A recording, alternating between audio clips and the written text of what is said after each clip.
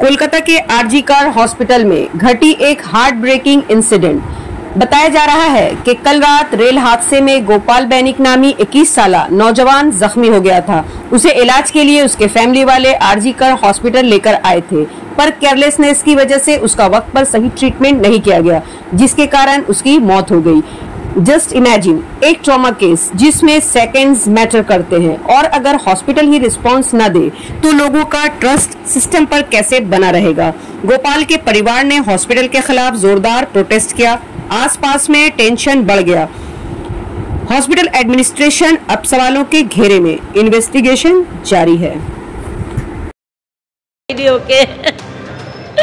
ওরা নিয়ে চলে এসেছিল এখানে, এসে শুনি আমার ছেলের মারা গেছে।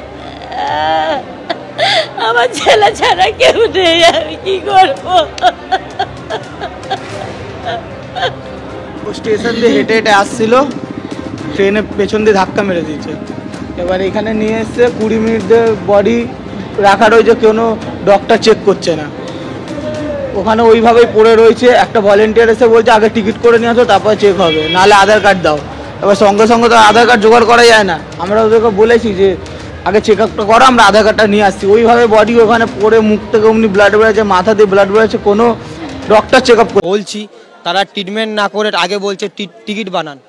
টিকিট বানাতে বলেছে, আমরা আগে বললাম যে টিকিটটা বানিয়ে নিচ্ছি, আপনি ট্রিটমেন্টটা চালু করুন। আসলো, রুমাল থেকে রক্তগুলো পুছলো, চোখ থেকে মুখ থেকে পুছে সিলাইন চালিয়ে এসে বলছে 10 মিনিট বাদে যে নেই। ভলেন্টিয়ার আমাদেরকে, তিনি সবার প্রথম বাধা দিয়েছে, সাদা গেঞ্জি, তিনিই বাধা দিয়েছে।